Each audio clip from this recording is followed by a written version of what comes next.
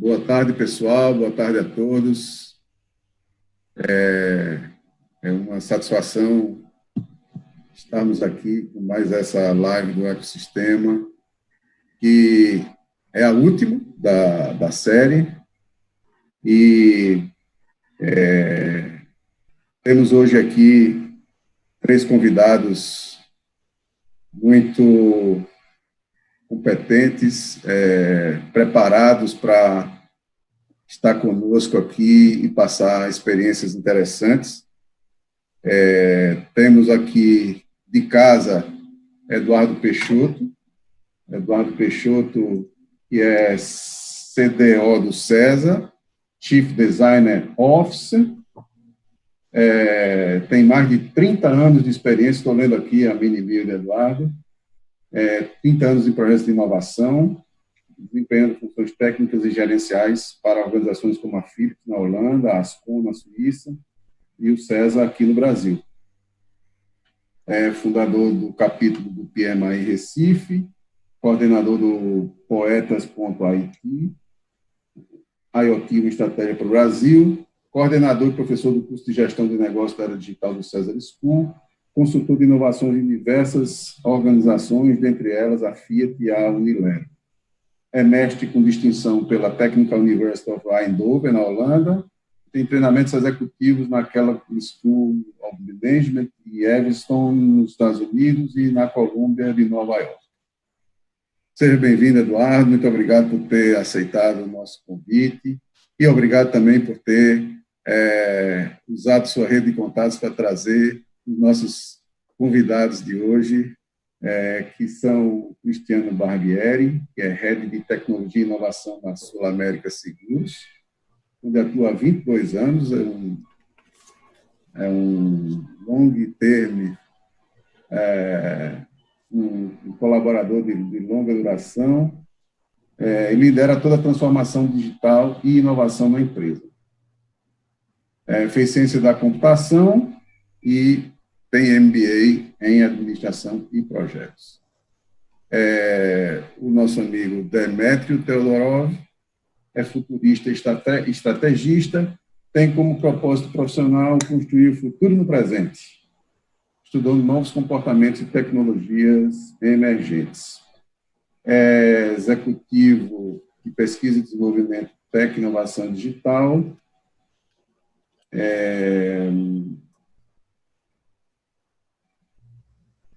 aliando cultura de inovação nos ambientes de desenvolvimento, produtos e serviços digitais nas plataformas devices, carros mobile, omnichannel, social, digital marketing, varejo, orientado para novas tecnologias como realidade aumentada e virtual, comando de voz, blockchain, geolocalização, wearable, inteligência artificial, chatbots, etc. Nos últimos 3 anos trabalhou em estudo de comportamento de consumo e executivo de inovação, nesse momento, executivo de inovação na Riachuelo e na Midway, com passagem pela Alelo, Ultragás, BASF e PwC. Muito bem. Em dezembro de 2016, implantou um chip NFC na mão direita para testes de inovação device. Muito bem.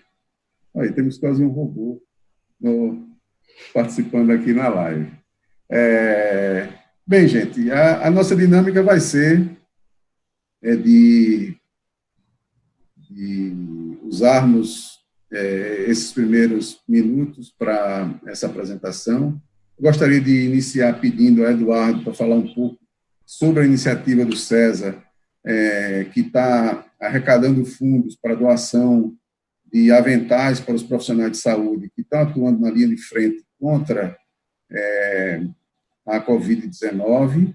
Vocês podem ver aqui, por aqui, mais ou menos, um QR Code. Eduardo, você podia, por favor, explicar um pouco mais, já que o Cesa é a instituição que está puxando, com o apoio de todas as instituições do nosso ecossistema, essa iniciativa, bela iniciativa de suporte aos nossos profissionais de saúde. Perfeito, Alcides. Obrigado pela introdução, pela apresentação e pelo espaço aqui para a gente fazer um pouquinho da divulgação do iProteção. A gente percebeu no começo da pandemia como que a gente estava despreparado para uma pandemia como essa, né? Tem muitos profissionais de saúde, familiares e amigos, né, que falavam da falta de equipamento, de EPI, né, e a gente, olhando para o que a gente tinha próximo, né, entendeu que a gente podia ajudar com os aventais. Né? Os aventais, eles são confeccionados no polo têxtil, né, de Caruaru, Toritama e Santa Cruz. Né? Um designer do César fez o desenho do molde, primeiramente. A gente conseguiu fabricar 40 a princípio para que fossem testados pelos profissionais. Depois que aprovado, a gente começou a campanha.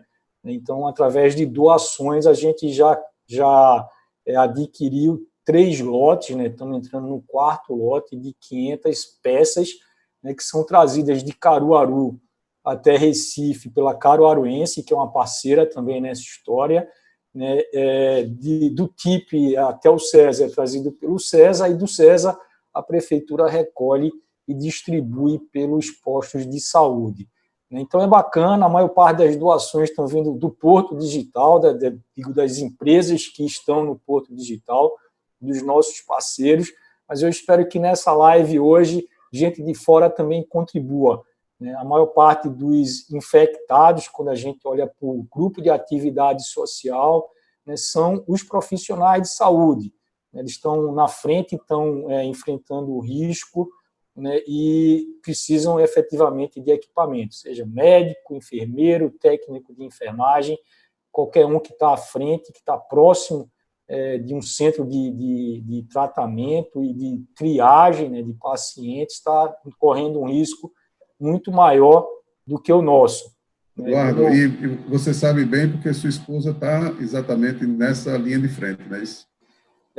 Mas pior que isso, veja, minha esposa está na linha de frente, mas eu tenho um pai que é médico, tem 85 anos, e foi difícil segurar ele dentro de casa. Na semana passada ele resolveu voltar ativa, por mais que a gente insistisse que ficasse. Então, esse tipo de gente que está aí, está para ajudar, não custa a gente também tentar ajudar eles, né? Como eu vi ontem do pessoal da CDL, lá de Caruaru, né, que também ajudou nessa conexão, né? Todos nós estamos na mesma tempestade. A tempestade é a mesminha para todo mundo. Agora, uns estão em transatlântico, outros estão em barquinho. Né? Quem deu a sorte de estar nessa tempestade... Hã? E outros a pé. Dentro da água vai afogar, né? A tempestade... Exatamente. Então, a gente que deu sorte, né, de estar dentro de um transatlântico, precisa dar a mão nessa hora, ajudar quem está no barquinho ou quem está talvez até tentando somente boiar. Né? É isso aí. Então é isso. Obrigado pela colaboração de todos. Né? Tem um pessoal participando disso muito engajado, todo mundo participando, está trabalhando pro bono, né? Então, meus agradecimentos aí, vou citar alguns aqui, a Lucina Demari, Paula Marques, Adriana Borges, Catarina Kiss, né? Tem uma galera do César engajada, muito engajada, o pessoal do Porto Digital, a Marcela também. Então, muito obrigado a todas vocês. O trabalho é bacana, é fundamental. E vamos aproveitar aí a live, o QR Code está aqui, vamos fazer as doações. E, sem mais delongas, vamos iniciar aqui com as perguntas. Eu vou começar com uma pergunta para o nosso amigo Demétrio, da Riachuelo. Falando do presente, Demétrio, nesse ambiente de pandemia, que modelos de negócio poderiam ter surgido e que, na sua opinião, fizeram falta para a aquisição de produtos online, especialmente para o consumidor final, ou seja, falando de fornecimento para o consumidor final, aquele que, como nós, está em casa precisando consumir todo tipo de produto. Primeiramente, eu queria agradecer, falar boa tarde a todos, queria agradecer o super convite, é um orgulho estar aqui, é um super prazer estar aqui falando com vocês com essa turma aqui, super master sobre inovação e futuro. Bom, cara, é o seguinte, o mundo mudou em 6 meses, menos disso, como nós nunca tivemos um zeitgeist como esse, quando a humanidade foi para a Lua ou na última guerra em que todo mundo estava imbuído dentro de uma mesma situação, né? O que eu vejo, cara, desse tempo para cá foi que, e eu vou fazer uma resiliência também dentro de casa, né? E que os maiores vencedores, né, do e-commerce e tudo mais são os caras que começaram a olhar para o mercado local já e montaram seu marketplace, né? Então, eu acredito que o vencedor e a solução é essa solução onde o grande abre a vitrine dele para o pequeno. Então, isso como marca gera, né, um engajamento do seu cliente, né, do seu consumidor, porque vai olhar de uma maneira como o Edu estava falando agora, né? Quem está no transatlântico dando a mão para quem está no barquinho para subir. Então, isso é uma estratégia que eu acredito que quem tomou foi vencedora. Agora, falando no recorte de tecnologia, eu acredito que nós, e aí como Brasil, nós estamos atrasados em fazer o digital, né, que é o físico e o digital, de uma maneira única, né, que é a omnicanalidade, aí usando todas as ferramentas, né, usando realidade aumentada e virtual dentro de um ambiente de plataforma para trazer o produto que o consumidor não tem mais acesso porque as lojas ficaram fechadas. Vai lembrar que a Riachuelo ficou com 320 lojas fechadas por um tempo. Então, qual que é o grande lance que nós sentimos, né? Que se a gente, que poderia, né? Se a gente, em contexto Brasil, né? Se a gente tivesse tido mais provas de conceito nesse lugar, talvez essa experiência estivesse muito mais introduzida no nosso dia a dia, né? Mas um case feliz que eu quero compartilhar com vocês foi que no ano passado, nós de P&D lá da Riachuelo e Midway, nós temos uma célula de pesquisa e nós notamos que comando de voz e os assistentes de voz na última Black Friday foram os itens mais vendidos no mundo todo. E na nossa cabeça de trazer o futuro para o presente, o meu time começou a estudar comando de voz. E não preciso falar nada, né, gente? Hoje o comando de voz provavelmente vai estar na loja, né? A gente vai pedir por um totem, o totem vai dirigir a gente, porque a gente vai ter medo, né? Questões sanitárias de se socializar dentro de uma store, né? Então, e a Riachuelo é o primeiro varejista de moda brasileiro a ter o seu skill na Alexa, para começar a entender essa interação desse novo conceito, né? Outro dia eu fui no banco tirar dinheiro, cheguei em casa, tomei banho, até o cartão eu lavei. Então, a gente não vai querer mais encostar em coisas, né? Então, comando de voz para a gente, no momento de varejo, em que a relação física vai diminuir, nós acreditamos que isso é uma grande onda agora desse novo momento. Então, e o que é que faltou? O que é que, para você, como consumidor, o que é que faltou? Que você quis fazer online e não conseguiu? A entrega com drone. Isso, para mim, foi determinante. Estou frustrado. Mas é uma questão minha, é uma questão governamental, né? Precisa entender se o drone vai entrar pela janela, se ele vai ficar na portaria. Porque o que aconteceu? Com todos os e-commerces do Brasil que eu consegui mapear, todos tiveram um afunilamento no momento logístico, né? Então, assim, se a gente tivesse feito essa ginástica uns 2 anos atrás, eu acho que a gente estaria maduro nesse lugar e não teria problema em logística. Então, cara, para mim, o que bate no coração como angústia é o drone na entrega. Perfeito, legal. Muito bem. Pergunta, então, ao nosso amigo Cristiano. Deixa eu conseguir desligar meu... Agora. Cristiano, aqui turbinado pela pandemia, que modelos de negócio você viu aparecer nas áreas de saúde e de seguros, que é exatamente onde você atua, e que podem se consolidar? Ou seja, podiam já estar em gestação anteriormente, mas que apareceram para o grande público agora, nessa pandemia, que você acha que se consolida como uma realidade a partir de agora? Primeiro, obrigado pelo convite, obrigado ao Edu, obrigado ao Cides, é um prazer estar aqui dividindo com vocês, com o Demetrio, as nossas experiências, né? A gente já busca, a indústria de saúde, que é o nosso principal negócio, é uma indústria que ainda depende muito do físico, né? Você tem o consultório, o médico, o exame, a cirurgia, o hospital, mas é uma indústria que vem em franca transformação. Então, há bastante tempo, a gente já busca a melhor experiência digital médico-paciente Sul-América, usando todos os dados possíveis, né, trazendo cada vez mais interações para um relacionamento digital. Então, a gente já tem aí um aplicativo com 1 milhão de usuários recorrentes, né, que muito do relacionamento médico-paciente a gente está trazendo cada vez mais para cá. Tem muita coisa que a gente já vinha fazendo e ter começado mais cedo foi muito importante para esse momento. Por exemplo, no nosso aplicativo, a gente já tinha lançado no ano passado 2 serviços extremamente importantes. Um é o Médico na Tela, para fazer teleconsulta, telemedicina, né, ou teleorientação, aperta um botão, agenda um horário com o médico faz um teleatendimento contigo, e a gente já tinha esse serviço lançado. A mesma coisa para telepsicologia. Só que até fevereiro, o volume que a gente tinha era perto de 500 por mês, 800 por mês, não mais do que 20 teleatendimentos por dia. Então, era algo tecnologicamente legal, avançado, moderno, porém, ainda com não muito volume. Entrou pandemia, consultórios fechados, todo mundo com medo, né?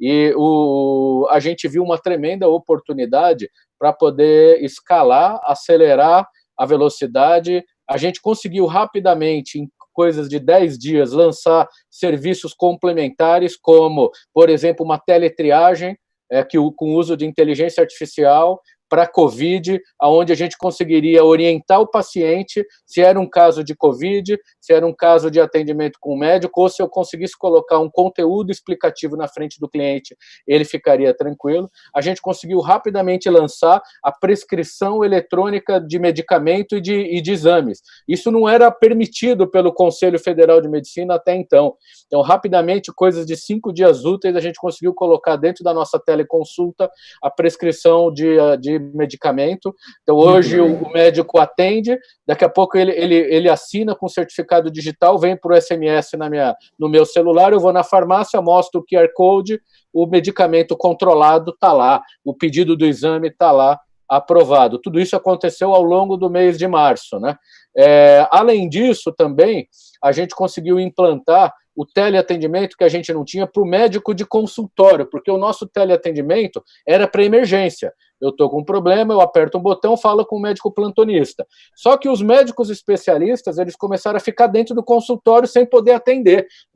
Aqueles médicos não necessariamente estavam na linha de frente dos hospitais. Então, a gente teve que lançar rapidamente, dentro da nossa plataforma do Cuidado Coordenado, que é uma plataforma em nuvem, a possibilidade do médico apertar um botão, ele organiza com o seu paciente, ele faz um teleatendimento. Então, é o cardiologista que atende os cardiopatas, é o endocrinologista que atende as pessoas com diabetes, é o oncologista que atende quem está tratando câncer. Então, esse tipo de atendimento foi espetacular para a gente poder levar o cuidado para o nosso paciente, né? O resumo da ópera disso tudo é que a gente saiu lá de 500 a 800 teleatendimentos por mês, né, por um volume de 60 mil agora em junho. Subiu 120 vezes o nosso volume de teleatendimento entre telepsicologia, a teleconsulta para o médico de emergência e para o médico de especialista, ou seja, o negócio disparou. Obviamente, a catraca que a gente já tinha pronta foi extremamente importante, os serviços adicionais que a gente lançou com o uso de inteligência artificial, mais a prescrição médica, trouxe conforto, trouxe volume. Provavelmente é um dos maiores NPS da que a gente tem dentro da Sul-América. A gente mede satisfação do cliente usando o NPS, os níveis de aceitação e de satisfação são altíssimos. Então surgiu daí uma tremenda transformação. Né? E você acha que esses serviços eles se mantêm ativos, talvez não no padrão de 120 mil atendimentos por mês, mas vai se consolidar como um serviço permanente a partir de agora? A gente tem duas questões aí. Uma delas é a regulação. A regulação que foi dada foi expressa para o momento da pandemia. Eu, Cristiano, acredito que ela vai ser definitiva. Então, a gente tem que acompanhar, porque o ganho, o poder de inclusão é tão grande, a velocidade é tão grande, né? Você preserva o cliente é tão grande. Eu, por exemplo, eu tive um atendimento muito simples. Eu gosto de dar uma corrida de manhã, eu fui correr, levei uma picada de abelha no pé. Falei, cara, picada de abelha, eu não vou no pronto-socorro por causa de uma picada de abelha. Esse negócio inchou, meu pé ficou razoavelmente grande. Cara, apertei o botão, o aplicativo, o médico me atendeu, o médico do Paraná me atendeu, e em 20 minutos, meia hora, ele fez o diagnóstico, mandou para mim a prescrição do remédio, comprei e em 12 a 24 horas meu problema estava resolvido. Desde coisas simples como essa, o poder de engajamento é muito grande. Então, a questão da regulação é importante, e o outro é o cultural, né? Nós estamos sendo expostos a uma mudança de comportamento muito grande em todos os sentidos. Desde da telemedicina, da nossa área, até as viagens corporativas, né? O quanto isso veio para ficar, o tal do novo normal, eu acho que ninguém tem bola de cristal para falar. Que parte disso vai ficar, eu não tenho a menor dúvida.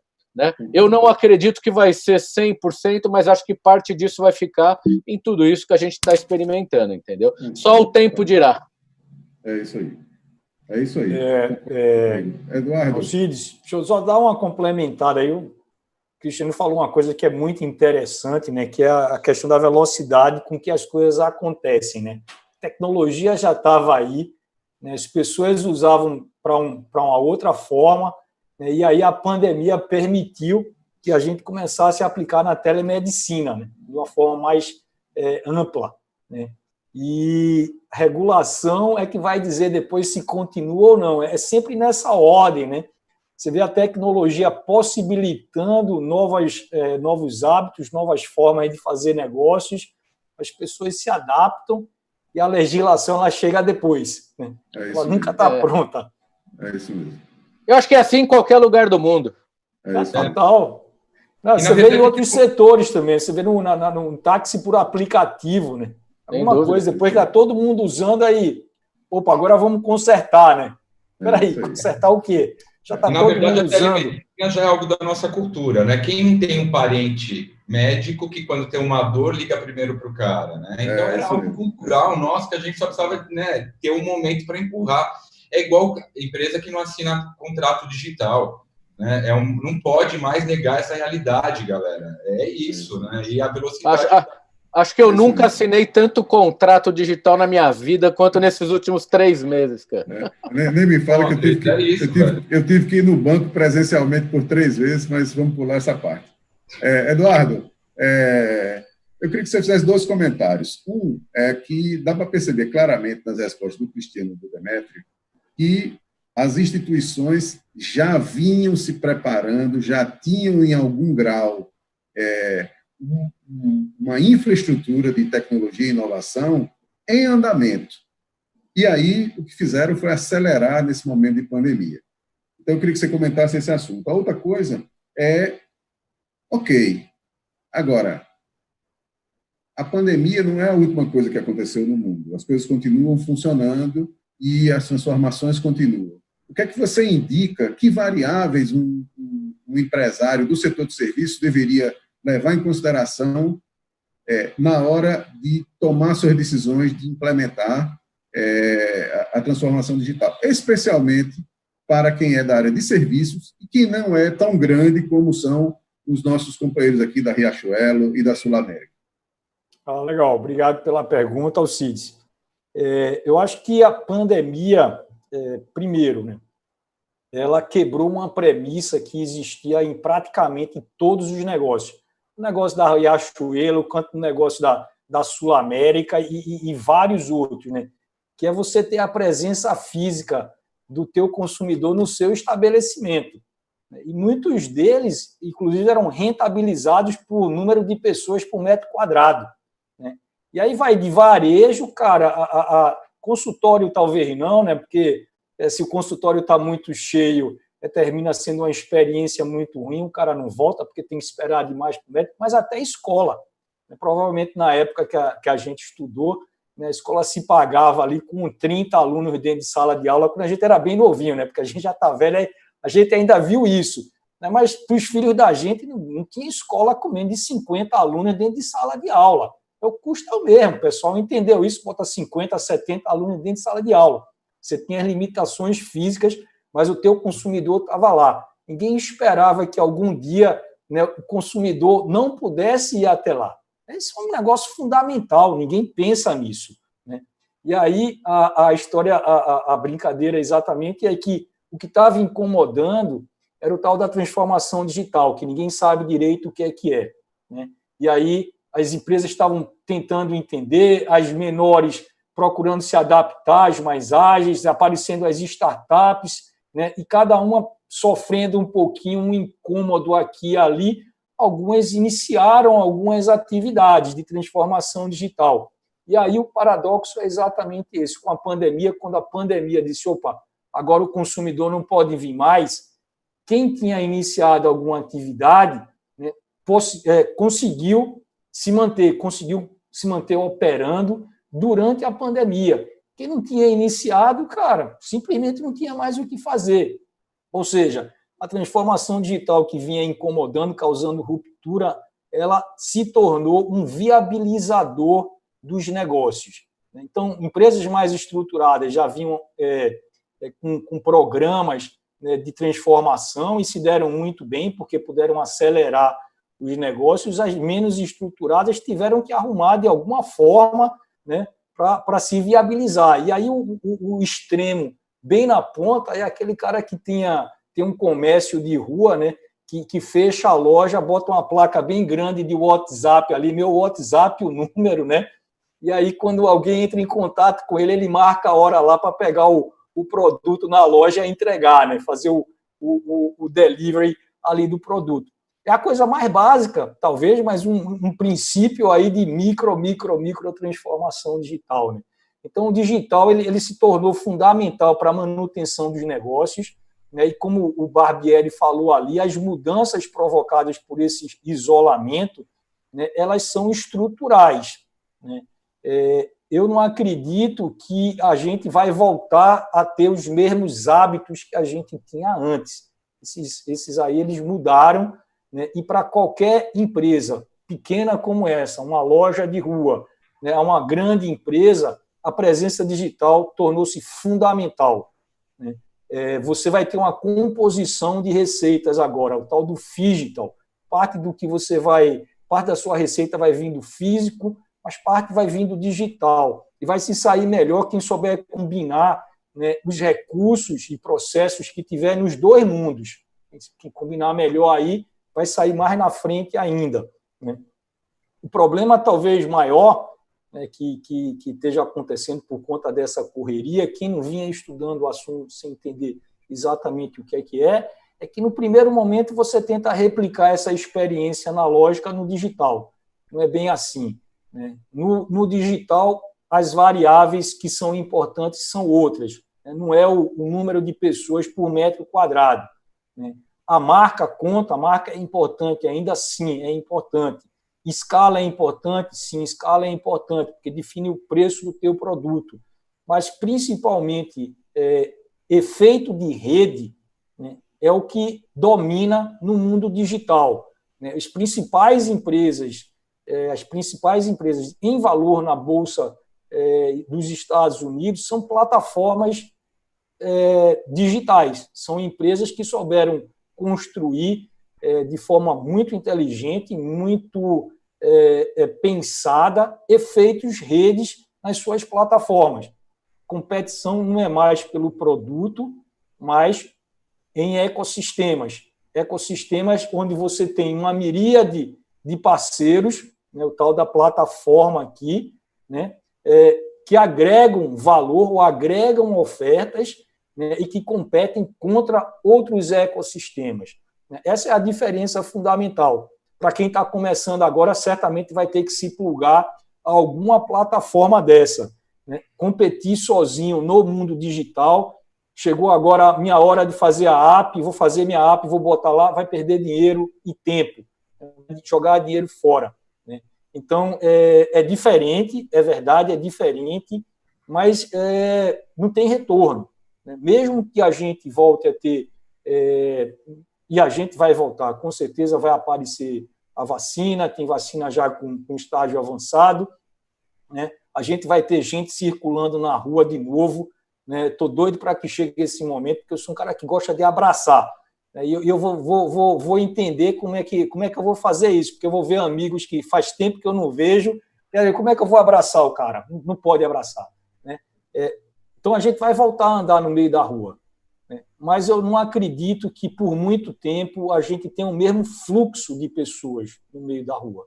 Então, a presença digital ela se tornou fundamental.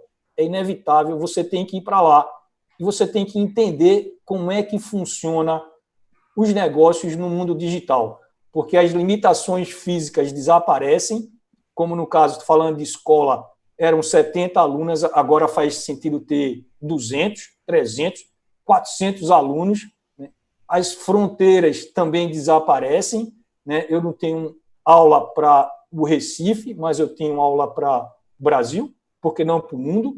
A barreira talvez seja outra, a língua, né? Mas a gente tem inteligência artificial que está quase fazendo tradução simultânea, então essa barreira também desaparece. Então, as variáveis efetivamente são outras. Aprender a trabalhar no digital, a competir no digital, exige novos conhecimentos. Então, eu acho que essa é a maior dificuldade. Algumas empresas estão trabalhando bem, estão indo numa boa direção, aproveitaram muito bem o fato de já terem começado esse processo antes, né? E aí, por algum momento, vão ter pouca competição, mas outros vão chegar, né? Os outros vão chegar. Tenho certeza que a competição no digital vai aumentar mais ainda. Eu queria complementar uma questão sua, Edu. A gente pensa muito parecido, né? E assim, cara, é a sustentação digital, né? Não tem mais a transformação digital, né? Para mim, a transformação já ficou para trás, né? Quem tinha que se transformar como a gente, como a sua América, já se transformou, né? Agora é sustentação, que é o cabra que põe o telefone do WhatsApp dele no devido tamanho, e o grande também que está pegando, né, o tempo atrasado, né? E com essa amplificação, né, eu também não acredito, como o Barbieri falou, no novo normal. Não vai ser novo normal, é mundo 2.0. A gente entendeu que existem outras ferramentas, outros jeitos, né? E como a gente assinou está assinando um monte de contrato digital, isso não vai voltar, né? E como você falou, o efeito em rede, quando você acha o efeito, o network effect daquele momento, você é campeão. Eu tenho uma lições aprendidas que para a gente foi pegar carona nas lives, né, de sertanejo, né? Que era um novo momento, né? Como que a gente ia amplificar o nosso valor agregado, né? Aí nós pegamos uma carona nesse novo efeito em rede, e foi sucesso, né? 3,5 milhões só em uma live, né? Então, você imagina a projeção. Então, por isso que eu falo, Edu, eu não acredito mais na empresa que agora vai falar da transformação digital, porque é a palavra da moda da vez, né? Como foi inovação há 10 anos atrás, e disruptivo há tanto tempo. É sustentação, porque o cara que não começar a pegar os caquinhos agora vai ser excluído como player, né? É isso aí. Acho que é por aí. Aproveitando o seu comentário, o que é que você acha, explorando um pouco suas habilidades como futurista, o que é que você acha que em 10 anos vai aparecer e que vai surpreender a todos nós como um novo modelo de negócio? Certamente, muitas coisas vão acontecer nesses 10 anos, mas usando suas habilidades de futurista, que case, ou 2 ou 3 cases que você possa dar como exemplo que vai nos surpreender nesses 10 anos? Eu acho que a gente está vivendo a desmaterialização do prédio, da casona, de ter uma empresa de 5 andares numa super avenida do país. Acho que isso acabou. Isso acabou para todas as indústrias. Então, o que eu acho? Eu estudei há uns 3 anos atrás muito varejo e varejo alimentício. Eu acho que vai sofrer uma grande mudança como negócio. Então, eu acredito que, por exemplo, o Bejupirá, ele não vai precisar abrir aqui em São Paulo um super restaurante se ele vier aqui para São Paulo, que é um restaurante que eu amo aí de Recife. Então, o que vai acontecer? Ele vai entrar num novo modelo de negócio que está começando a exponencializar isso globalmente, que eu acho que agora é só a semente, que são as cloud kitchens, ou as cozinhas fantasmas, ou as dark kitchens. Tem 4 ou 5 adjetivos dessa solução. Que é o que no final do dia, Alcides? São restaurantes que não precisam ter uma presença física aqui no meu bairro, mas gostariam de ter uma presença de delivery. Tá? Vamos pensar um pouco, segundo estudos, a gente vai viver algumas pandemias, né, daqui para frente, né, e que a gente vai ficar cada vez mais recluso em casa, e a gente vai pedir mais delivery, ok? Então, o Bejupirá não precisa montar uma sede grande aqui, ele vai fazer o quê? Ele vai alugar uma cozinha de uma startup, um pedaço de uma cozinha. E aí ele vai poder trabalhar com delivery. E aí isso é exponencializado, porque essas startups elas vão poder ter 4 ou 5 cozinhas de restaurantes do mundo inteiro ali, que passaram a receita. E o colaborador pode ser da cozinha, como pode ser do próprio restaurante que está montando a infra. Então, o que a gente, se a gente for pensar nisso como escala de futuro, isso mexe em várias cadeias, né? Então, para mim... Qual kitchen? Total, velho. Então, assim, para mim, cara, é isso. Eu acho que a gente vai conviver com restaurantes que não tinham na nossa vida. Eu adoro restaurante, então tenho estudado comida 2.0, essa história toda. Eu acho que essa nossa relação com comida delivery e as marcas entendendo esse novo mercado, eu acho que vai ser um grande novo business que vai exponencializar. Demetrio, complementando o que você falou aí, eu acho que tem uma reconfiguração dos modelos operacionais de diversos negócios, né? O exemplo que você deu é bem específico aí de restaurante, né? Isso muito provavelmente vai acontecer, isso é viável já. Mas tem coisa que está acontecendo, está debaixo do nariz da gente, que cresceu muito nesse momento, né? Que é simplesmente, imagina a combinação de um supermercado com a entrega. Não sei como é que está aí em São Paulo, mas antes da pandemia aqui em Recife já estava acontecendo isso. Naqueles sistemas de entrega por bicicleta, né, ou por moto, o Rappi, os caras tinham um espaço no estacionamento de alguns supermercados, né, para fazer a logística. Então, o entregador passava lá e já pegava a compra pronta. E você tinha dentro do restaurante gente rodando ali, né, para fazer a compra, colocar na embalagem e acelerar o processo inteiro. Né? Do ponto de vista do consumidor, né, que fez a compra, ele comprou no Rappi. Né? Se saiu pelo supermercado A, B ou C, foi completamente irrelevante para ele, desde que ele tenha recebido as mercadorias que ele comprou. Então, isso é uma reconfiguração de negócio, né, que durante a pandemia acelerou muito, né? As pessoas não podiam sair de casa, né? Começam a experimentar essas coisas. Então, por exemplo, farmácia também. Por que tem uma farmácia com frente de loja ou você tem que colocar uma farmácia numa rua que passa muito carro? Opa, será que vai continuar passando muito carro ainda naquela rua? Né? Então, pode estar num outro lugar completamente invisível para a população, né? Mas que funciona do mesmo jeito.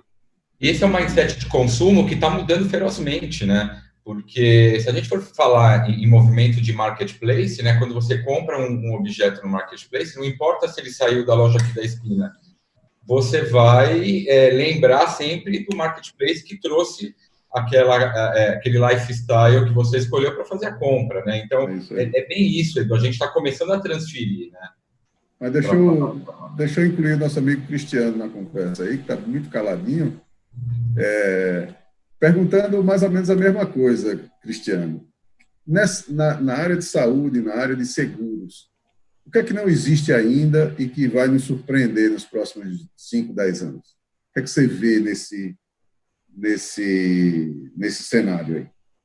Eu acho que o problema é o mesmo, né? Como você pega o físico, embute o digital numa escala forte, e não existe ainda, e entrega uma experiência que o cara compra. Eu acho que todos nós fomos expostos a um volume digital de 4 meses para cá, mas na maioria dos casos ainda a experiência é muito ruim, né? A gente comprou muita coisa porque não tinha outra opção. Ou comprava no digital ou não comprava. Mas se você me perguntar, a maioria das experiências é boa? Eu acho que não. A maioria das experiências são, de fato, encantadoras? Eu acho que não. Eu acho que não, isso vale para o varejo, isso vale para seguros, né? Isso vale para medicina. Quanto mais a gente conseguir embutir uma experiência que, de fato, encante o cara e melhore a vida do cara, né, além de trazer uma comodidade para quem está preso dentro de casa, eu acho que esses serão os vencedores. Acho eu que nesse mundo digital tem uma lógica por trás que quem faz primeiro em volume, em escala, ocupa os melhores terrenos. E quem ocupa os melhores terrenos escala muito mais do que o segundo, o terceiro e o quarto, né? Então a gente vai ver isso muito acontecer.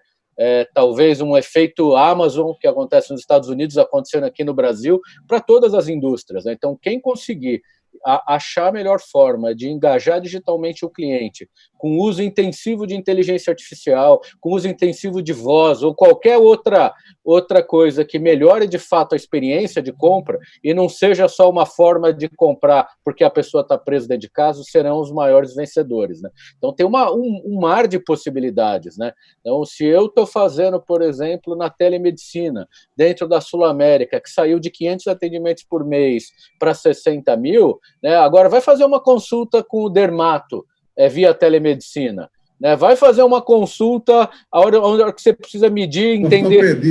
Ortopedista via telemedicina. A gente está longe de fazer isso, né? A gente está longe de trazer. Vai comprar roupa via digital. Ainda é algo que não é fácil, né? Está melhorando, mas ainda é algo que não é liso. Estou dizendo na maioria dos casos. Tem alguns casos um pouco melhor. Então, eu acho que esse tipo de engajamento da experiência, de forma que isso traga massificação e principalmente comodidade para as pessoas, não porque eles comprem, porque estão trancados dentro de casa, eu acho que essa ainda é uma tremenda oportunidade em várias indústrias, tá? Não é numa outra, não. Na minha de seguros e de saúde, existe ainda uma necessidade, uma tremenda oportunidade para encantar o cliente, trazendo uma experiência que ele busque o novo canal, não só porque ele está trancado dentro de casa, tá? Isso é o que eu penso toda hora, isso é o que eu busco a todo momento, é assim que a gente busca fazer a transformação dentro da Sul América, com uso intensivo de Lean, com uso intensivo de design. Nem sempre a gente acerta, mas aí eu acho que é o caminho das pedras, tá? Perfeitamente. Mas vamos dar uma vista aqui nas perguntas da nossa plateia. Vem uma pergunta do Tex Sodré, nosso companheiro aí do ecossistema, que faz a seguinte pergunta, e aí a gente vê quem responde. Com a digitalização rápida de vários setores, a lucratividade nos modelos de negócios digitais poderá também mudar de mãos? Acho que Eduardo já abordou um pouco sobre isso. Ou ainda permanece quem tem a relação do consumidor na mão? E eu acho que as duas perguntas têm a ver uma com a outra, né? Ou seja, a questão da marca, será que realmente não faz diferença? Porque, por exemplo, eu experimentei usar o James Delivery para comprar em várias padarias, mas no final eu tenho a padaria que eu prefiro. Por acaso, a entrega é feita pelo James Delivery, mas a padaria que eu gosto daquele pão é a que eu uso sempre. Então, essa é a coisa. Então, eu queria uma rápida pincelada. A gente está chegando nos 15 minutos finais da nossa última live do ecossistema. E gostaria de, mais uma vez, agradecer às nossas instituições, ao SES, ao Porto Digital, ao Softex Recife, à CESP Pernambuco, ao CEPROP, e também ao Manguezal, que é a nossa comunidade de startups, que dão suporte a essa articulação pelas diversas lives interessantes que nós tivemos. Então, aí, voltando, a questão da lucratividade está em quem detém o consumidor, ou quem faz a entrega, ou quem aparece. O que é que vocês acham disso? 1 minuto para cada um. Começando com o Cristiano. A lucratividade, na minha visão, vai para quem desenha o melhor modelo de negócio de físico-digital primeiro, encanta na experiência e escala rápido. Olha o que acontece com as empresas mais valiosas do mundo. Olha a valorização da Nasdaq de dezembro para cá, das 5 maiores empresas de tecnologia de valuation do mundo. né? Então, é o efeito de rede, é o efeito de escala. O primeiro ocupa os melhores terrenos, entendeu? Então, não tenho dúvida que muda de mão, e muda de mão forte. É importante você ser o primeiro ou ser o segundo e seguir o primeiro rápido. O resto vai ter, ao longo dos anos, uma perda de lucratividade e até ter o seu negócio ameaçado, né? Olha o que acontece com o varejo tradicional nos Estados Unidos, né? JCPenney, né? As maiores varejistas americanas tradicionais estão, a boa parte delas agora entrando em concordata de pandemia para cá, e as ações das grandes techs disparando, entendeu? Demétrio. O que eu vejo assim é bem um pensamento muito parecido com o do Cristiano, e eu acredito que as empresas que vão ter lucro são as empresas que investem em APIs, em conexões, e aí é um mix com a cabeça do Edu também. Cara, se o grande não pensar em dar a mão, a descer do transatlântico e dar a mão para jangada, eu acho que isso vai ter um problema até para a marca, sacou? Porque assim, a gente começa a perceber que a marca que tem resiliência depois desse momento Covid, é a marca que pegou e parou sua linha de produção e produziu álcool gel, máscara e avental. Porque quando a gente olha para o público em geral, quando você fala doei 1 milhão, 1 bilhão, 2 bilhões, o que é isso? Para onde chega, né? Então, acho que é um combo disso tudo, que quem vai ter lucro e vai passar para o outro lado é a marca que se conecta com o ecossistema, e aí eu estou falando em qualquer momento, e que olha para o pequeno, sabe? Então, que faz pontes. Eu acho que é bem nesse lugar aí. Eduardo, você já tinha falado um pouco, mas complementa aí. Só reforçar o que eu vou dizer aqui. Claro, a lucratividade, ele troca de mão, ele vai para quem domina a plataforma. De novo, a competição ela não é mais em produto, ela é em plataformas. Quando a gente olha para as empresas mais valiosas do mundo, elas dominam alguma plataforma. A gente está falando de Apple, de Google, de Amazon.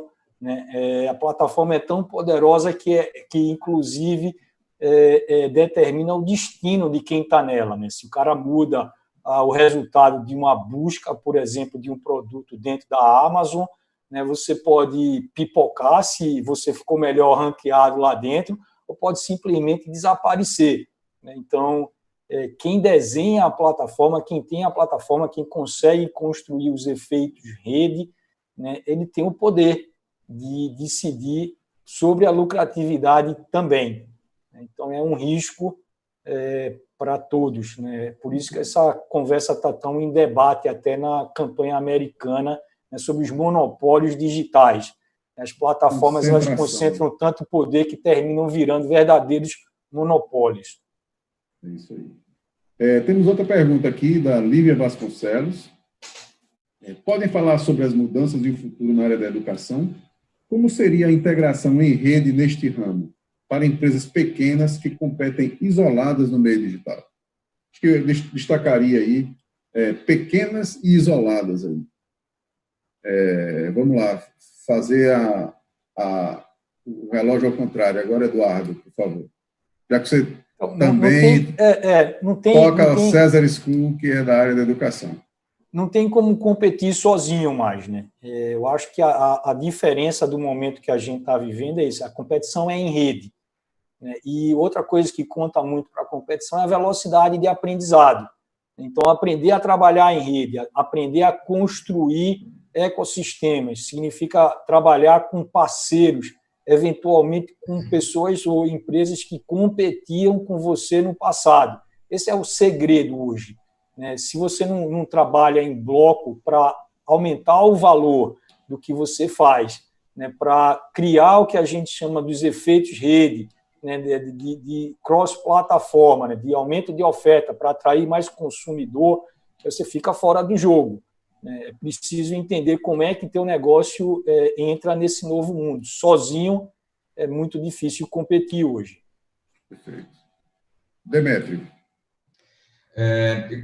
Eu vejo assim que depois que eu voltei da Singularity, eu passei um tempo estudando o ensino do futuro e não tem bola de cristal, é a verdade, Nós vivemos um ensino da fábrica, que toca sino, uniforme, constrói série, as crianças vão em série como se fosse fábrica, Isso está com os dias contados.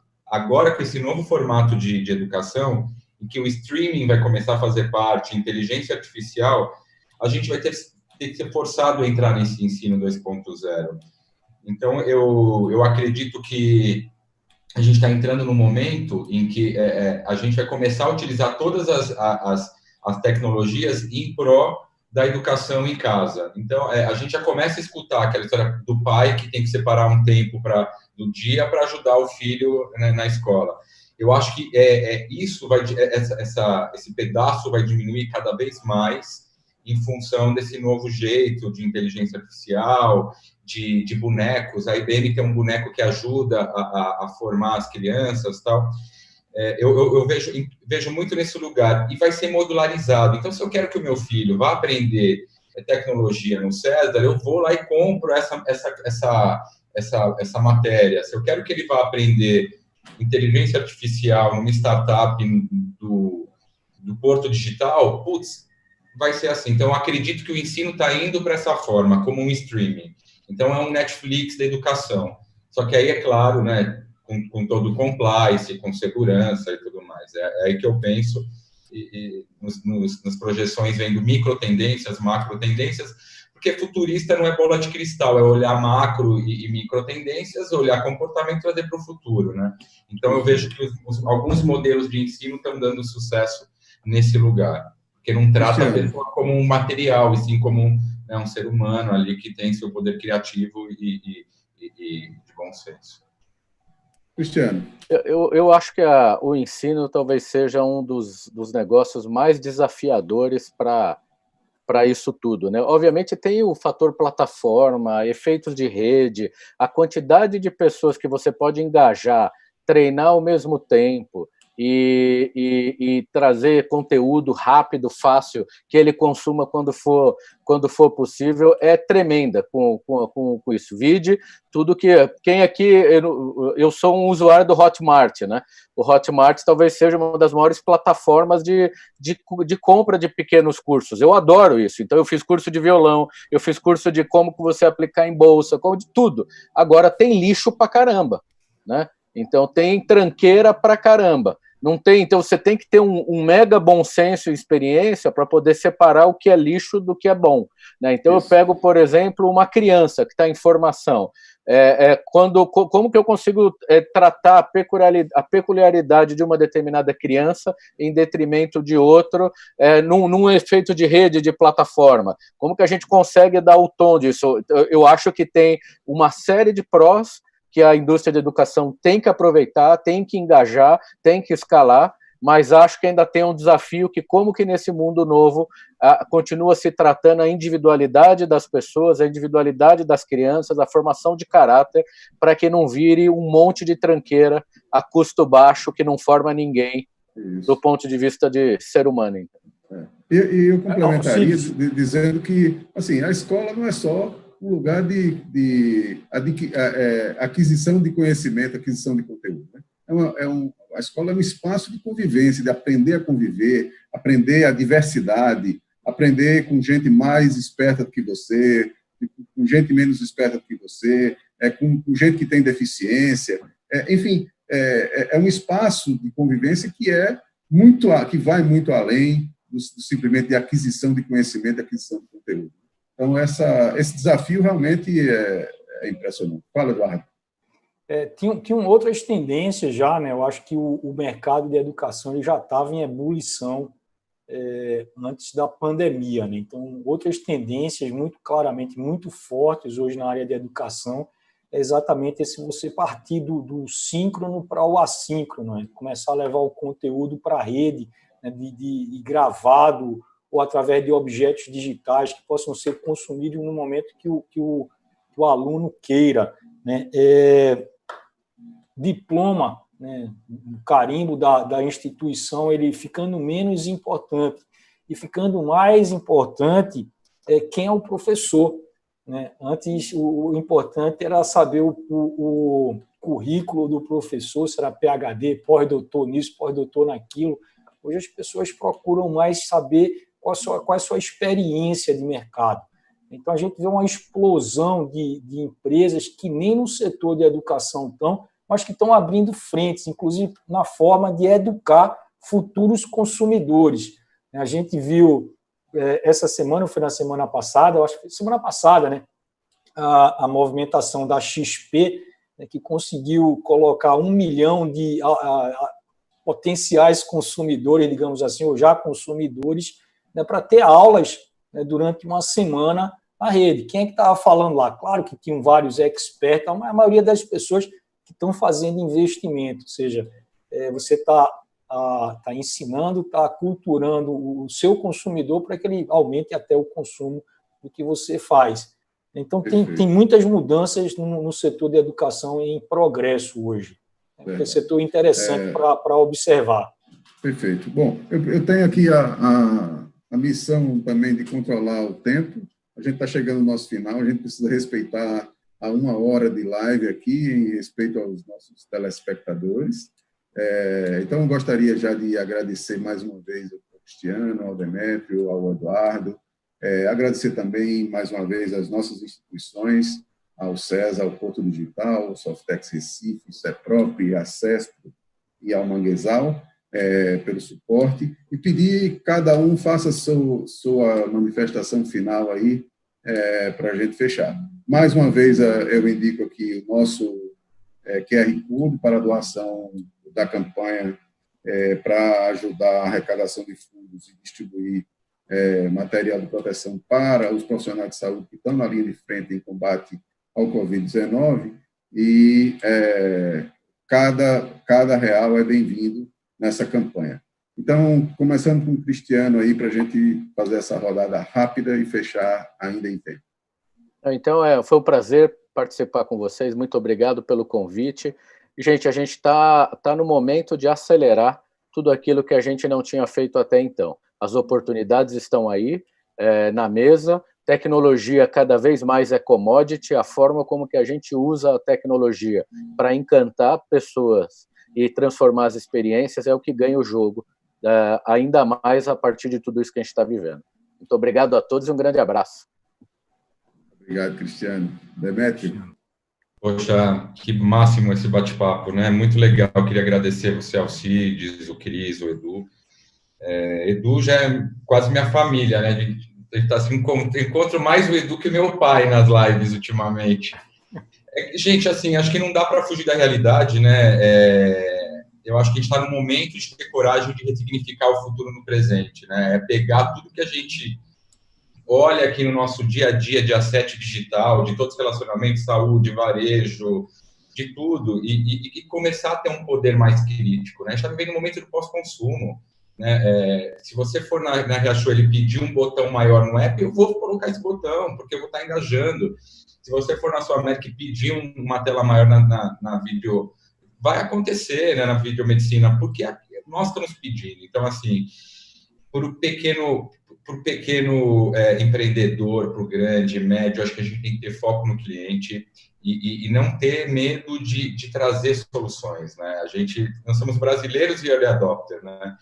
E nesse momento, todo mundo, acho que em todas as escalas de idade, em todas as cadeias de valor, está querendo experimentar, né, para tentar entender esse mundo 2.0.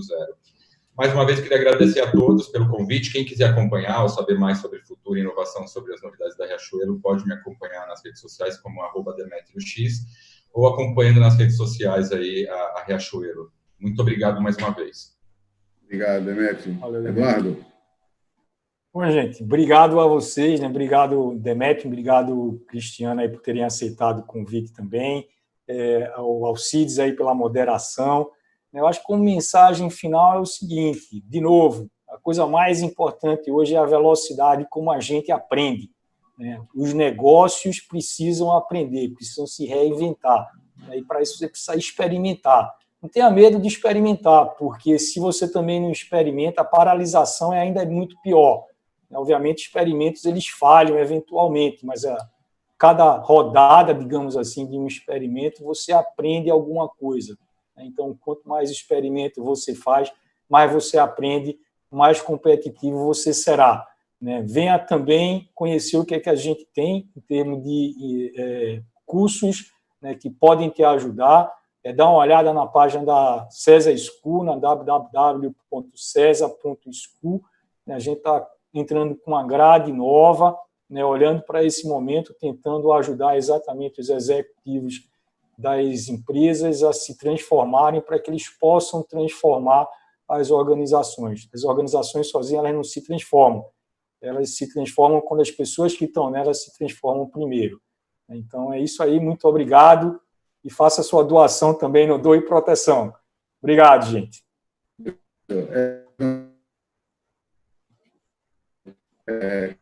Eu leio todas as lives do YouTube do digital. Pessoas estão eu estou tendo alguma dificuldade para ouvir o Cid. Não sei se... Eu também. Acho que picotou o som dele. Ele está congelado. Bem no finalzinho.